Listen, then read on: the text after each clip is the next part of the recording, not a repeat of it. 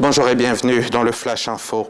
En Côte d'Ivoire, la lutte contre l'orpaillage illégal s'accentue. L'Union européenne vient d'engager 1,6 milliard de francs CFA dans la lutte à Tengrela, dans le septentrion ivoirien. Cela à travers l'ONG Cogenta. Une enveloppe donc qui a permis la réalisation d'infrastructures sécuritaires, sociales et éducatives pour le bonheur des populations qui appellent de leur vœu une phase 2 du projet. Des recommandations ont également été faites. Walter Amadou Ouattara les a recueillies pour nous. On en parle à 13h. Allons-y à Treichville, au sud d'Abidjan. Le ministère des Ressources animales et halieutiques a lancé cette semaine le projet de développement des techniques de valorisation des produits halieutiques. Un projet dénommé Pro-Valorisation qui apparaît comme une solution aux problèmes rencontrés par les acteurs de la transformation artisanale des produits de la pêche et de l'aquaculture. Il va coûter plus d'1 milliard de francs CFA. La pyramide, c'est l'un des bâtiments qui ont fait jadis la fierté de la commune du Plateau, la belle cité des affaires. L'immeuble a été conçu entre 1968 et 1973 par un architecte italien dans le style brutaliste. Un avant-gardisme architectural qui en a longtemps fait la vitrine de la métropole Abidjan. Aujourd'hui, pourtant, il est laissé à l'abandon, inoccupé depuis de longues années, mais peut-être bientôt la renaissance de l'immeuble. Le projet est dénommé Pyramide 2023. Demain est déjà né.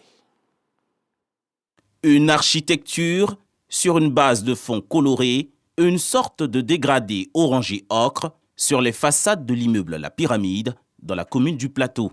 C'est la fresque géante conçue sur cet édifice de plus de 60 mètres de haut de style moderniste. Signe d'une seconde vie pour cette architecture novatrice, preuve du miracle ivoirien des années 70. Le projet Pyramide 2023 demain est déjà né et restitué au public en présence d'une forte délégation ministérielle composée des ministres de la Culture, du Tourisme et de la Construction. Cette réhabilitation s'inscrit dans le cadre de la vision Plateau Smart City. Ces travaux qui donnent au paysage urbain de notre commune un autre visage s'intègrent parfaitement dans la dynamique de la Smart City que nous sommes en train d'impulser au Plateau. Cité verte, intelligente, connectée, sécurisée. Cet ouvrage avant-gardiste fut réalisé par 6 artistes d'Europe et de Côte d'Ivoire sous la supervision de Françoise Remarque, ministre de la Culture et de la Francophonie. C'était aussi l'occasion de montrer le talent et la force du talent de nos jeunes. Vous savez bien que cette année leur est consacrée. Et autour de ce projet, il y avait aussi la possibilité et surtout la volonté que nos jeunes puissent exprimer leurs différents talents artistiques. L'aboutissement du projet Pyramide 2023 demain est déjà né, réjouit Alain Donvaï, président de la COP15, et le ministre du Tourisme, Siandou Fofana. Notre rôle est éminemment important pour la suite. Il va falloir se battre pour que cette œuvre iconique, qui est un produit d'appel pour le tourisme ivoirien, puisse renaître.